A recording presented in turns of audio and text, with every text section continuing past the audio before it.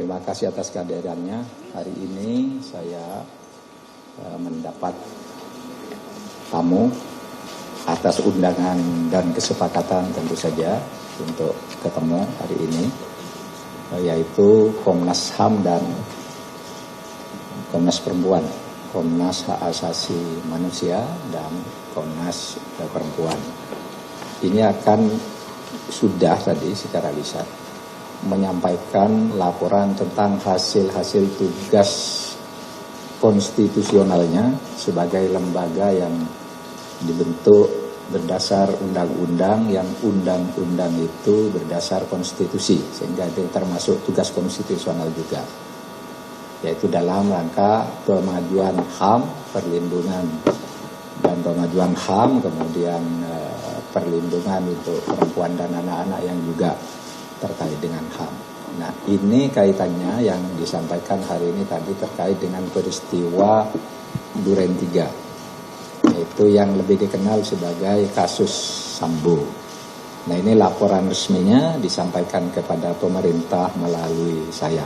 Dan untuk itu agar saudara bisa mendengar sendiri apa yang disampaikan kepada kami, saya persilahkan Ketua Komnas HAM Bapak Taufan Damanik untuk menyampaikan langsung kepada saudara.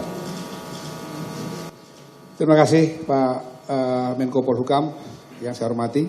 Assalamualaikum warahmatullahi wabarakatuh. Selamat pagi, salam sejahtera bagi kita semua.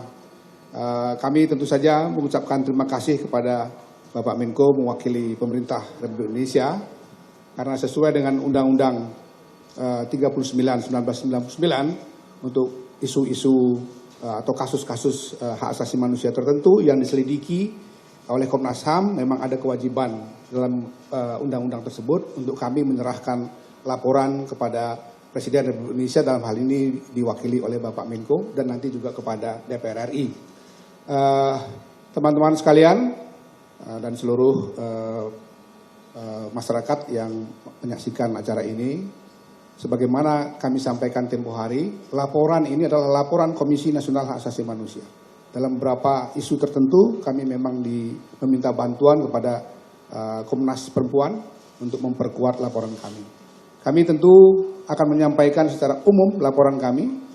Yang pertama, dari seluruh penelusuran, investigasi, pengumpulan fakta, data, permintaan keterangan yang sudah kami lakukan beberapa waktu terakhir, kami berkesimpulan, pertama, bahwa telah terjadi extrajudicial killing yang dilakukan oleh dalam hal ini Saudara FS terhadap almarhum Brigadir Joshua. Yang kedua, kesimpulan kami yang kami sangat yakin adalah telah terjadi secara sistematik apa yang kita sebut sebagai obstruction of justice, yang sekarang juga sedang ditangani oleh penyidik maupun tim sus Mabes Polri. Dari dua kesimpulan pokok itu, maka kami percaya pengenaan pasal 340 yang dilakukan oleh penyidik itu dikunci oleh dua kesimpulan ini. Artinya terduga yang sebentar lagi mungkin akan maju ke pengadilan, kami berharap melalui prinsip fair trial, majelis hakim bisa memberikan hukuman yang seberat-beratnya, itu yang setimpal kepada apa yang dilakukan sebagai satu tindak pidana. Itu kesimpulan kami. Selanjutnya, karena kami harus memberikan rekomendasi kepada pemerintah Republik Indonesia, kami menyampaikan ada 5 rekomendasi kami kepada Bapak Presiden atau pemerintah Republik Indonesia. Yang pertama, kami meminta untuk melakukan pengawasan atau audit kinerja dan kultur kerja di Kepolisian Republik Indonesia untuk memastikan tidak terjadinya penyiksaan, kekerasan, atau pelanggaran hak asasi manusia lainnya. Kami sebutkan ini tidak semata-mata berangkat dari kasus Brigadir Joshua, tetapi juga dari data-data pengaduan atau kasus-kasus yang kami tangani selama ini, terutama dalam 5 tahun periode di bawah kepemimpinan kami.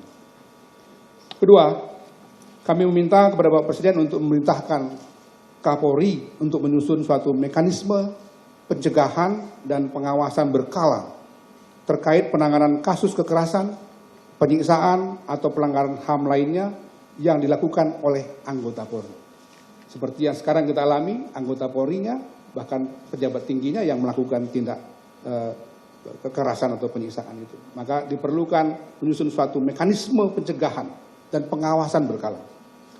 Yang ketiga, melakukan pengawasan bersama dengan Komisi Nasional Hak Asasi Manusia terhadap berbagai kasus-kasus kekerasan, penyiksaan, atau pelanggaran hak asasi manusia lainnya yang dilakukan oleh anggota Polri. Jadi perlu ada mekanisme yang bersama antara pihak polisi dengan Komnas HAM. Keempat, mempercepat proses pembentukan Direktorat Pelayanan Perempuan dan Anak di Polri. Dan yang terakhir, memastikan infrastruktur untuk pelaksanaan Undang-Undang Tindak Pidana Kekerasan Seksual, termasuk kesiapan kelembagaan dan ketersediaan peraturan pelaksanaannya.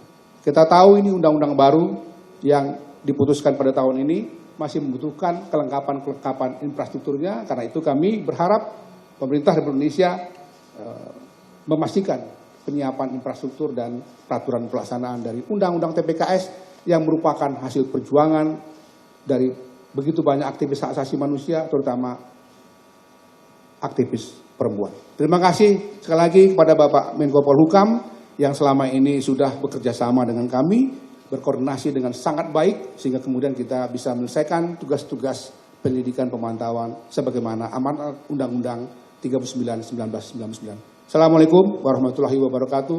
Selamat siang, salam